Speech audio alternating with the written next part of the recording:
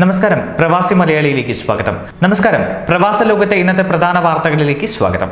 Saudi അറേബ്യയിൽ ഇന്ന് 385 പേർക്ക് പുതിയതായി കോവിഡ് സ്ഥിരീകരിച്ചു. 375 രോഗബാധിതരാണ്. ആകെ റിപ്പോർട്ട് ചെയ്തത് 34,29,068 പോസിറ്റീവ് കേസുകളിൽ നിന്ന് 32,09,270 പേർ രോഗമുക്തി നേടി. രാജ്യത്തെ കോവിഡ് മുക്തി നിരക്ക് 96.1% തുടരുന്നു. ആകെ മരണസംഖ്യ 5,217 ആയി. ഒമാനിൽ 451 പേർക്ക് കൂടി COVID-19 സ്ഥിരീകരിച്ചു. ഇതിനകം 1,11,484 പേർക്കാണ് രാജ്യത്ത് കോവിഡ് പിടിപെട്ടത്.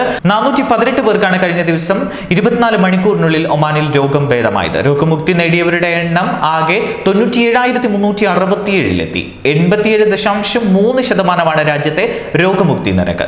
കോവിഡ് ബാധിച്ച് 15 പേർ കൂടി രാജ്യത്ത് മരണപ്പെട്ടുവെന്ന് ഒമാൻ ആരോഗ്യ മന്ത്രാലയത്തിന്റെ അറിയിപ്പിൽ. ഇതോടെ രാജ്യത്താകെ 1,137 പേർ കോവിഡ് ബാധിച്ച് മരിച്ചു.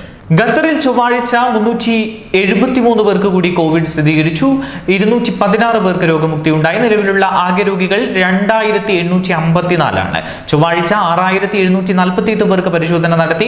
ആകെ 8,92,934 പേരിൽ പരിശോധന നടത്തിയപ്പോൾ 1,29,944 പേർക്കാണ് ഇതുവരെ വൈറസ് ബാധ സ്ഥിരീകരിച്ചത്. ആകെ 1,26,866 പേരാണ് രോഗമുക്തി നേടിയത്. മരിച്ചവരും രോഗം ഭേദമായവരും ഉൾപ്പെടെയാണ് ഇത്.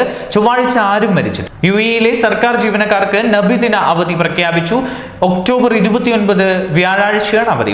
വാരാന്ത്യ അവധി ദിനങ്ങൾ കൂടി ചേരുമ്പോൾ ജീവനക്കാർക്ക് ആകെ 3 ദിവസം അവധി ലഭിക്കും. നവംബർ 1 ഞായറാഴ്ചയായിരിക്കും പ്രവൃത്തി ദിവസം പുനരാരംഭിക്കുക എന്ന് federal authority four government human resources ട്വിറ്ററിൽ അറിയിച്ചു. പകർച്ചപ്പനി പ്രതിരോധ കുത്തിവയ്പ് എടുക്കാൻ 107 എന്ന നമ്പറിൽ വിളിച്ച് ബുക്ക് ചെയ്യാം. ഖത്തറിൽ തുടങ്ങിയ പകർച്ചപ്പനി പ്രതിരോധ കുത്തിവയ്പ് ക്യാമ്പയിനിൽ എല്ലാവർക്കും സൗജന്യമായി കുത്തിവയ്പ് എടുക്കാം. ജനങ്ങൾക്ക് പ്രൈമറി ഹെൽത്ത് കെയർ കോർപ്പറേഷന്റെ ഹെൽപ്പ് ലൈൻ നമ്പറായ 107 വിളിച്ച് ഇതിനായി നേരത്തെ ബുക്ക് ചെയ്യാനാകുമെന്നും national health strategic group chairman HMC infections diseases മേധാവിയുമായ doctor Abdul Latif Al Khal പറഞ്ഞു. UAE ഇസ്രായേൽ പൗരന്മാർക്ക് വിസരഹിത യാത്ര ഒരുക്കും.